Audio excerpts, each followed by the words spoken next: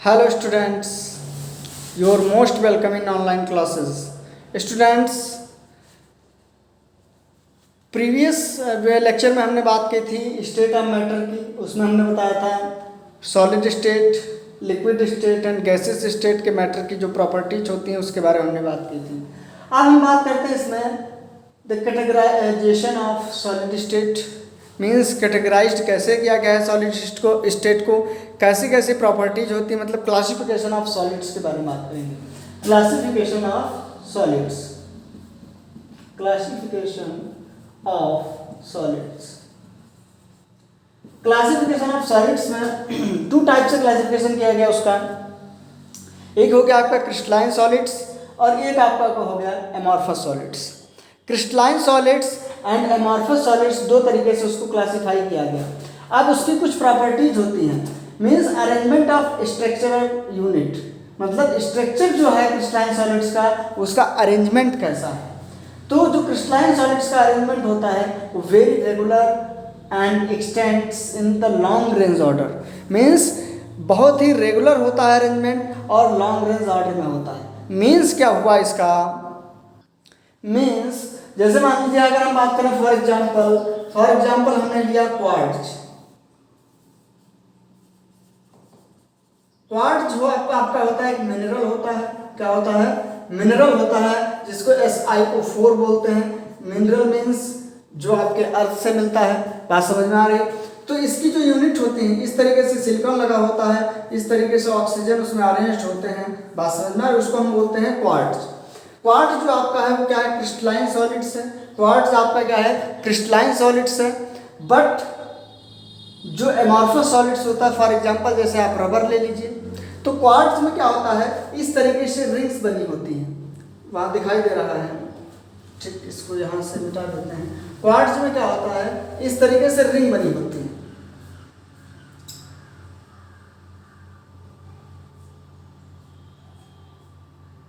इस तरीके से एक रेगुलर अरेंजमेंट होता है यूनिट्स का। इस तरीके से एक रेगुलर अरेंजमेंट होता है।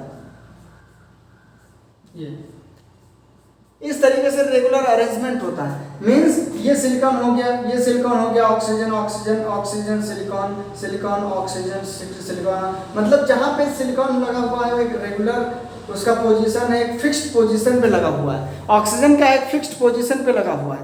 तो ये रेगुलर अरेंजमेंट होता है यूनिट्स का। अब जैसे अगर हम रबर की बात करें, रबर क्या अमॉर्फस सॉलिड है।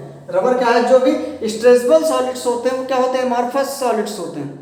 अब उनकी अगर हम बात करें तो वो क्या होते हैं, जैसे कोई जरूरी नहीं कि जो स्ट्रेच हो जाए वो एमॉर्फस हो। बात समझ में आ रही? कुछ आपके सॉलिड्स जो है स्ट्रेच नहीं होंगे, उसका मतलब ये नहीं कि जो स्ट्रेचेबल हो वही एमॉर्फस हो गया। बात समझ में आ रही? अब जैसे रबर बनता कैसे है? रबर एक जो है long carbon carbon hydrogen carbon की चेन से मिलकर के बनता है। ठीक है, कार्बन हाइड्रोजन कोई भी चेन मान लीजिए। ठीक, इस तरीके से chain carbon carbon hydrogen means hydrogen carbon की चेन से मिलकर के बनता है रबर। बात समझ में आ रही? अब इसमें अगर क्या होगा, जब रबर कैसे बनेगा, जब यहाँ पे सल्फर लगा होगा, कहीं कहीं सल्फर के एटम्स लगे हुए होंगे और सल्फर के एटम्स जो होंगे वो क्या होगा? इरेगुलर अरेंजमेंट होगा। मीन्स उसके जैसे यहाँ पे सल्फर लगा तो एक रेगुलर इंटरवल्स के बाद में वहां पे उसका अरेंजमेंट नहीं होगा, इरेगुलर होगा। बात समझ में आ रही? तो यही सबसे पहला पॉइंट आपका क्या है? सबसे फर्स्ट पॉइंट है कि जो आपका अरेंजमेंट ऑफ यूनिट्स होता है क्रिस्टलाइन सॉलिड्स का वेरी रेगुलर होता है। मींस लॉन्ग रेंज ऑर्डर में अरेंजमेंट होता चला जाता है। बात समझ में आ रही? जैसे आपका ग्रेफाइट है, तो ग्रेफाइट क्या है? क्रिस्टलाइन सॉलिड्स है। क्रिस्टलाइन सॉलिड्स मींस इस तरीके से लेयर स्ट्रक्चर होता है ग्रेफाइट का। ठीक है, ग्रेफाइट का कैसा स्ट्रक्चर होता है? लेयर स्ट्रक्चर होता है। इस तरीके से ग्रेफाइट का स्ट्रक्चर होता चला जाता है। बात समझ में आ रही है? इस तरीके से, ठीक है, इस तरीके से लेयर एक बनती पूरी चली जाती है ग्रेफाइट की। ठीक है, ये स्ट्रक्चर उसका ग्रेफाइट का होता है और बीच में क्या होता है? स्पेस होता है, फिर एक लेयर होती है, फिर स्पेस होता है, फिर लेयर होती है। तो लेयर स्ट्रक्चर होता है ग्रेफाइट का। ग्रेफाइट क्या है? क्रिस्टलाइन सॉलिड्स है। और रबर क्या है? रबर में क्या होता है? इरेगुलर अरेंजमेंट होता है। इरेगुलर का मतलब आप लोग समझ गए। जैसे क्या होता है, जैसे ये कार्बन हाइड्रोजन की चेन है, ये कार्बन हाइड्रोजन की चेन है पूरी, carbon hydrogen carbon hydrogen carbon hydrogen carbon hydrogen इस तरीके से लगे हुए हैं। अब इसमें बीच में कहीं कहीं पे सल्फर लगा दिया जाए, सल्फर लगे हैं और उसके नीचे जो चेन आपकी बनती चली जाएगी कार्बन हाइड्रोजन की, वहाँ पे सल्फर यहाँ पे लगे, मीन्स कोई भी अरेंजमेंट रेगुलर नहीं है। सल्फर इधर लगा दिया, उधर लगा दिया, कोई भी इस तरीके से लगा दिया, कहीं भी लगा दिया, तो वो क्या हो गया, इरेगुलर अरेंजमेंट हो गया। बात समझ में आ रही? तो जो क्रिस्टलाइन सॉलिड्स होते हैं वो क्या होते हैं, यूनिफॉर्मली अरेंज्ड होते हैं, और आपके जो एमॉर्फस सॉलिड्स हैं वो क्या होते हैं, रैंडमली अरेंज्ड होते हैं। मतलब जहाँ पे जो यूनिट लग गई सो लग गई, कोई उससे मतलब नहीं है। बात समझ में आ गई? ये पॉइंट समझ में आ गया कि वेरी रेगुलर अरेंजमेंट होता है, मीन्स उसको बोलते हैं लॉन्ग रेंज ऑर्डर, और नॉट रेगुलर अरेंजमेंट उसको बोलते हैं शॉर्ट रेंज ऑर्डर, जो आपका एमॉर्फस सॉलिड्स होते हैं। अगला जो आपका पॉइंट आता है वो पॉइंट क्या है, मीन्स ज्योमेट्रिकल कॉन्फ़िगरेशन कैसा होता है, मतलब ज्योमेट्री कैसी बनती है। ज्योमेट्री की अगर हम बात करें तो ज्योमेट्री जो है इसकी रेगुलर अरेंजमेंट है, जब यूनिट, जब एटम्स, जब मॉलिक्यूल्स, जब आयंस एक रेगुलर अरेंजमेंट में लगे हुए हैं। जैसे NaCl की बात करें तो NaCl क्या है, रेगुलर अरेंजमेंट है, Na है, फिर Cl है, फिर Na है, फिर Cl है। बात समझ में आ रही? एक रेगुलर अरेंजमेंट से लगा हुआ है, फिर Cl है, फिर Na है, इस तरीके से एक रेगुलर अरेंजमेंट से जो यूनिट्स लगी हुई होती हैं उसको बोलते हैं क्रिस्टलाइन सॉलिड्स।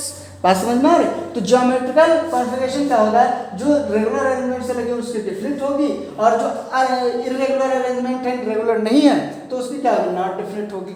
बात समझ में आ रही? तो जो एमॉर्फस सॉलिड्स हैं वो क्या, उनका अरेंजमेंट क्या होता है, regular internal arrangement of solids, और ये क्या होता है, irregular internal arrangement of solids. बात समझ में आ गई? अब इसको हम बोलते हैं जो रेगुलर अरेंजमेंट ऑफ सॉलिड्स होता है, तो स्टूडेंट्स क्रिस्टलाइन सॉलिड्स को हम क्या बोलते हैं, ट्रू सॉलिड्स बोलते हैं। आगे पॉइंट आएगा आपका, अगला पॉइंट जो आपका है मेल्टिंग पॉइंट। तो इनका जो मेल्टिंग पॉइंट क्या होता है स्टूडेंट्स, जो भी आपके क्रिस्टलाइन सॉलिड्स होते हैं इनका मेल्टिंग पॉइंट क्या होता है, वेरी शार्प होता है, बहुत ही शार्प मेल्टिंग पॉइंट होता है। शार्प मीन्स क्या हो गया, जैसे मान लीजिए आइस की बात करें तो आइस क्या है, क्रिस्टलाइन सॉलिड है। आइस क्या है, क्रिस्टलाइन सॉलिड, जिसका मेल्टिंग पॉइंट कितना होता है, 0 डिग्री सेल्सियस होता है। ठीक, तो आइस की अगर हम बात करें तो मान लीजिए ये आपका 0 है, ठीक है, ये आपका मान लीजिए टेम्परेचर है, ठीक है, ये टेम्परेचर यहाँ पे 0 डिग्री सेल्सियस है। तो आइस का मेल्टिंग पॉइंट मान लीजिए ये हो गया, तो एक फिक्स्ड मेल्टिंग पॉइंट होगा, उसके बाद टेम्परेचर क्या होगा, बढ़ेगा नहीं। बात समझ में आ रही? मीन्स आइस, पूरी आइस जब तक लिक्विड फॉर्म में कन्वर्ट नहीं हो जाएगी तब तक उसका क्या जो है टेम्परेचर रहेगा, 0 डिग्री सेल्सियस रहेगा। तो इसका मतलब वेरी शार्प टेम्परेचर होता है जो भी क्रिस्टलाइन सॉलिड्स होते हैं। लेकिन अगर जो है एमॉर्फस सॉलिड्स की बात करें तो इनका जो है क्या होता है, मेल्टिंग पॉइंट वो शार्प नहीं होता है। बात समझ में आ रही है? जैसे रबर की हम बात करें तो रबर को जब आप जलाएंगे तो रबर का टेम्परेचर इंक्रीज होता रहता है। बात समझ में आ रही? रबर का टेम्परेचर कांस्टेंट नहीं रहेगा कि जब तक वो रबर जल जाए तब तक टेम्परेचर एक जैसा बना रहे। बात समझ में आ रही? तो रबर का मेल्टिंग पॉइंट जो होता है आपका 1400 से मतलब 1600 डिग्री सेल्सियस तक होता है। बात समझ में आ गई? ठीक है। अगला पॉइंट जो आपका आता है हीट ऑफ फ्यूजन। तो मीन्स शार्प मेल्टिंग पॉइंट होता है तो डिफिनेट हीट ऑफ फ्यूजन होती है इसमें, और इसमें क्या होती है, neither definite heat of fusion होती है, क्योंकि इसका जो मेल्टिंग पॉइंट होता है वो क्या होता है, शार्प नहीं होता है। बात समझ में आ गई? अगली चीज जो आपकी आती है, अगला पॉइंट जो आपका है वो क्लीवेज विद नाइफ। तो क्लीवेज विद नाइफ मीन्स क्या होगा, जब आप किसी भी क्रिस्टलाइन सॉलिड्स को कट करते हैं, जब किसी भी क्रिस्टलाइन सॉलिड्स को अगर आप कट करते हैं तो क्या होगा, एक रेगुलर क्लीवेज आपको दिखाई देगा। मान लीजिए ये आपका कोई भी क्रिस्टल है, सॉरी कोई भी क्रिस्टल ले लीजिए, मान लीजिए आपका कोई क्रिस्टल है, ठीक, इसको अगर आप कट करते हैं तो कट करने के बाद एक रेगुलर क्लीवेज आपको दिखाई देगा इस तरीके से।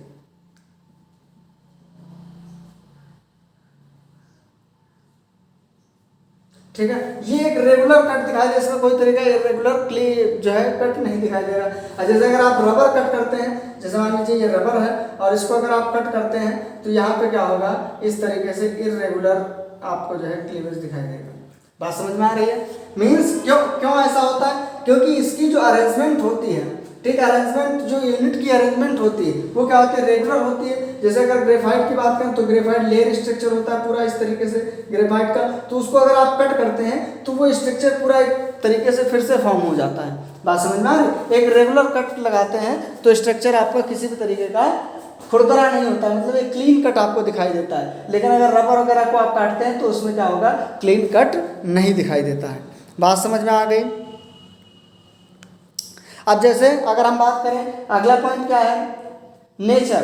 तो नेचर क्या है, ये क्या है, ट्रू सॉलिड्स हैं, ये क्या है, सुपर कूल्ड लिक्विड्स बोले जाते हैं, ये स्यूडो सॉलिड्स बोले जाते हैं। जो क्रिस्टलाइन सॉलिड्स हैं वो क्या है, ट्रू सॉलिड्स हैं, और जो आपके अमॉर्फस सॉलिड्स हैं वो सुपर कूल्ड लिक्विड्स हैं, ये स्यूडो सॉलिड्स बोलते हैं। Super cooled liquids means quartz glass, quartz glass जो होते हैं वो सुपर कूल्ड लिक्विड्स की जो है उसमें आते हैं कैटेगरी में, और आपके स्यूडो सॉलिड्स कहलाते हैं। बात समझ में आ रही है। अगली प्रॉपर्टी आपकी आती है एन आइसोट्रोपिक इन नेचर। जो क्रिस्टलाइन सॉलिड्स हैं वो एन आइसोट्रोपिक इन नेचर होते हैं, जो अमॉर्फस सॉलिड्स हैं वो आइसोट्रोपिक ऑफ नेचर होते हैं। मीन्स इसकी डिफिनेशन क्या हुई, एन आइसोट्रोपिक सॉलिड्स क्या होते हैं, means so different properties along different structures. Means अगर मान लीजिए यहाँ पे आप कट करते हैं, ठीक, जैसे मान लीजिए आपके ग्रेफाइट का स्ट्रक्चर है, तो मीन्स उसकी डिफरेंट फिजिकल प्रॉपर्टीज होंगी। Means so the different properties along different directions, different directions means क्या होगा, जैसे मान लीजिए ये आपका है, ये आपका कोई भी क्रिस्टल है, ठीक। अब ये क्रिस्टल है तो इसके एमॉन्ग अगर आप जाते हैं इस तरीके से डायरेक्शन में जाते हैं तो इसकी प्रॉपर्टीज क्या होंगी, डिफरेंट। मतलब इसका रिफ्रैक्टिव इंडेक्स क्या होगा, डिफरेंट होगा, मैग्नीट्यूड क्या होगा, डिफरेंस होगा, इलेक्ट्रिकल प्रॉपर्टीज क्या होंगी, डिफरेंस होगी। बात समझ में आ रही। लेकिन इसमें क्या होता है, एमॉर्फस में ऐसा कुछ नहीं होता है। ये क्या होता है, similar properties along all directions, एक जैसी प्रॉपर्टीज को शो करते हैं, किसी भी डायरेक्शन में हो एक जैसी प्रॉपर्टी शो करते हैं। जैसे क्या हो गया, जैसे हम अगर बात करते हैं कि अगर मान लीजिए आप असेंबली वगैरह में खड़े होते हैं, असेंबली में क्या होता है, जैसे मान लीजिए एक रेगुलर यूनिट्स में लगे होते हैं, लाइन में बॉयज़ हों या गर्ल्स हों, जो भी हों, रेगुलर अरेंजमेंट लगे होते हैं। तो अगर मान लीजिए वो लाइन से लगे हुए हैं, इस तरीके से हम समझ सकते हैं इसको। जैसे मान लीजिए ये आपकी असेंबली है, ये लाइन बनी हुई है, ठीक है, लाइन बनी हुई है। अब इस लाइन में रेगुलर बॉयज़ यहाँ पे खड़े हुए हैं, यहाँ पे रेगुलर बॉयज़ खड़े हुए हैं, यहाँ पे रेगुलर बॉयज़ खड़े हुए हैं। या मान लीजिए आप मिलिट्री वगैरह में देखते हैं, जब उसमें परेड होती है तो एक रेगुलर इंटरवल्स में लोग खड़े होते हैं, वो चाहे आप ऐसे जाएं, चाहे ऐसे जाएं, चाहे ऐसे जाएं, एक रेगुलर इंटरवल्स आपको मिलता है। बात समझ में आ रही। अब इसका अगर इस डायरेक्शन में आप मान लीजिए यहाँ पे खड़े होकर यहाँ वॉक करना चाहें तो आराम से जा सकते हैं, इसका डायरेक्शन कुछ अलग होगा। लेकिन अगर आप यहाँ पे खड़े होकर इधर जाना चाहते हैं तो क्या आप उसी डायरेक्शन में जा सकते हैं, नहीं जा सकते। तो इसीलिए इसका नेचर क्या होता है, एनाइसोट्रोपिक होता है। मींस इसका डायरेक्शन में जो रिफ्रैक्टिव इंडेक्स है, जो और भी फिजिकल प्रॉपर्टीज होती है वो क्या होती है, डिफरेंट डिफरेंट हो जाती हैं। बट इरेगुलर जो है सॉरी एमॉर्फस में क्या होता है, एमॉर्फस में अरेंजमेंट इस तरीके से नहीं होता है। जैसे एमॉर्फस रबर मान लीजिए, तो रबर का स्ट्रक्चर मान लीजिए एक मॉलिक्यूल यहाँ है, एक मॉलिक्यूल यहाँ है, इस तरीके से। जैसे एक भीड़ है, कोई भी भीड़ है, तो उसमें आप यहाँ खड़े हो तो इधर भी जा सकते हैं, यहाँ खड़े हो इधर भी जा सकते हैं, यहाँ खड़े हो इधर भी जा सकते हैं, इधर भी जा सकते हैं। मतलब एक इरेगुलर अरेंजमेंट है एटम्स का, इरेगुलर यूनिट्स जुड़ी हुई हैं। तो आप जिधर जाएंगे भीड़ में, जिधर आप जाना चाहें उधर आपको उन लोगों से टकराना पड़ेगा, किधर भी जाए। लेकिन इसमें ऐसा नहीं, इसमें अगर आप इस साइड में जाते हैं तब आप लोगों से टकराएंगे, अगर यहाँ जाएंगे तो उसका रिफ्रैक्टिव इंडेक्स दूसरा होगा, इसकी प्रॉपर्टी दूसरी होंगी, इसकी प्रॉपर्टी दूसरी होंगी। बात समझ में आ रही। तो डायरेक्शंस पे डिपेंड करता है। इसीलिए क्रिस्टलाइन सॉलिड्स क्या होते हैं, आपके अनआइसोट्रोपिक होते हैं, और जो आपके अमॉर्फस सॉलिड्स हैं वो क्या होते हैं, आइसोट्रोपिक होते हैं। ठीक है, अब आगे नेक्स्ट वीडियो लेक्चर में बात करेंगे। Okay students, thank you for watching this video. Thank you students.